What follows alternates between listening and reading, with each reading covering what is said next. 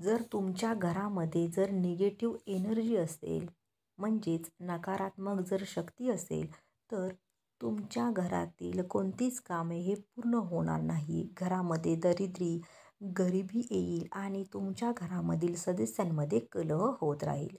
मग आता कोणती लक्षणं असतील, तर आपण आपल्या घरामध्ये निगेटिव्ह एनर्जी म्हणजेच नकारात्मक शक्ती आहे का, ते ओळखू शकतो. ते म्हणजे पहिला उपाय म्हणजे काय, तर घरातील प्रत्येक व्यक्तीला आपल्या सतत आळस येतो किंवा थकवा येतो. कोणत्याही कामामध्ये मन लागत नाही. शरीरात ऊर्जा नसल्यासारखं वाटतं. आता दुसरं लक्षण आहे ते म्हणजे आपल्या मनात सतत वाईट विचार येत राहतात. अनेकदा आपलं जीवन संपवावं असं वाटतं. तिसरं लक्षण आहे ते म्हणजे आपल्या घरातील जे काही साहित्य असेल तर ते तुटते किंवा फुटते. मग त्याच्यामध्ये टी व्ही असेल, फ्रीज असेल, वॉशिंग मशीन, मिक्सर अशी इलेक्ट्रॉनिक साधने वारंवार देखील खराब होतात.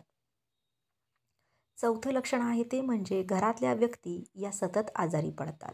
हे आजारपण औषधोपचार घेऊन सुद्धा बरं होतं नाही. पाचवं लक्षण आहे ते म्हणजे विनाकारण एखाद्या गोष्टीची आपण सतत काळजी किंवा चिंता करत राहतो किंवा आपल्याला चिंता सतत वाटत राहते आणि पुढं जाऊन त्याचंच रूपांतर डिप्रेशनमध्ये होतं. सहावं लक्षण आहे ते म्हणजे आपलं काम जेव्हा शेवटच्या टप्प्यामध्ये अडकतं किंवा होता होता आपलं काम राहून जातं किंवा एखादी चालून आलेली संधी असेल तर ती आपल्या हातातून निसटते. सातवं लक्षण आहे ते म्हणजे आपल्याला सतत वाईट स्वप्न पडतात. आठवं लक्षण आहे ते म्हणजे घरामध्ये नेहमी कोणीतरी आहे असं आपल्याला भास होत राहतो. म्हणजेच आपल्या घरामध्ये निगेटिव्ह मग एनर्जी आहे की नाही हे मग कसं ओळखायचं? तर एक काचेचा ग्लास घ्यायचा, त्याच्यामध्ये पाणी भरायचं, त्याच्यामध्ये थोडंसं गंगाजल मिसळायचं, मूठभर गुलाबाच्या पाकळ्या त्या पाण्यामध्ये टाकायचा आणि हा ग्लास एखाद्या कोपऱ्यात लपवून ठेवायचा आणि 24 तासानंतर ग्लासमधील पाण्याकडे आपण निरखून पाहायचं. जर पाण्याचा रंग गुलाबी किंवा लाल झाला असेल तर घरात निगेटिव्ह एनर्जी आहे. म्हणजेच पाण्याचा रंग जितका गडद असेल तितकीच निगेटिव्ह एनर्जी जास्त आहे. आणि पाण्याचा रंग न बदलल्यास आपल्या घरामध्ये निगेटिव्ह एनर्जी नाही किंवा जे काही घडत आहे त्याची कारणंसुद्धा वेगवेगळी असू शकतात. मग हा जर आपल्याला जर आपल्या घरातील जर निगेटिव्ह एनर्जी जर घालवायची असेल तर त्यासाठी आपण काय काय करू शकतो? तर त्यासाठी पहिला उपाय आपल्याला करता येईल ते म्हणजे आपल्या घराचा मुख्य दरवाजा हा नेहमी स्वच्छ ठेवायचा.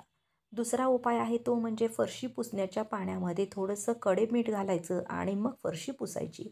फक्त हा उपाय गुरुवारी करायचा नाही आहे.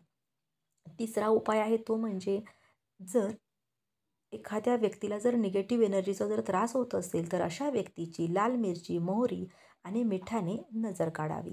या तिन्ही वस्तू आपल्या हातामध्ये एकत्रित घ्यायच्या आणि हा उपाय म्हणजे 3 वेळा उतरायची आहे. चौथा उपाय आहे तो म्हणजे किचनमध्ये लाल कपड्यात 1.25 किलो मीठ बांधून ठेवायचं आणि ही मिठाची पुरचंडी बाहेरील व्यक्तीला दिसणार नाही अशा ठिकाणी किचनमध्ये ठेवायची. प्रत्येक महिन्याला जुनं मीठ बदलायचं आणि त्या जागी नवीन मीठ ठेवायचं. जुनं मीठ असेल तर ते वाहत्या पाण्यामध्ये किंवा नाल्यामध्ये टाकून द्यायचं. आणि जे लोकं फ्लॅटमध्ये राहत असतील अशा लोकांनी हे मीठ हे टॉयलेटमध्ये फ्लश करायचं आहे. आणि पाचवा उपाय आहे तो म्हणजे दररोज सायंकाळी अंगणातील तुळशीजवळ तुपाचा किंवा तेलाचा दिवा न चुकता लावायचा आहे. सहावा उपाय म्हणजे घरामध्ये हनुमान चालीसा ऐकावी किंवा नेहमी त्याचं पठण करावं. सातवा उपाय आहे तो म्हणजे प्रत्येक अमावस्येला आणि पौर्णिमेला घराच्या मुख्य दरवाजाजवळ दोन्ही बाजूंना दिवे प्रज्वलित करायचे.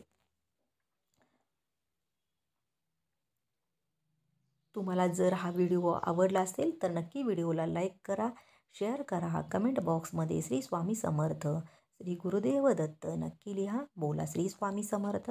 जय जय स्वामी समर्थ. अवधूत चिंतन श्री गुरुदेव दत्त.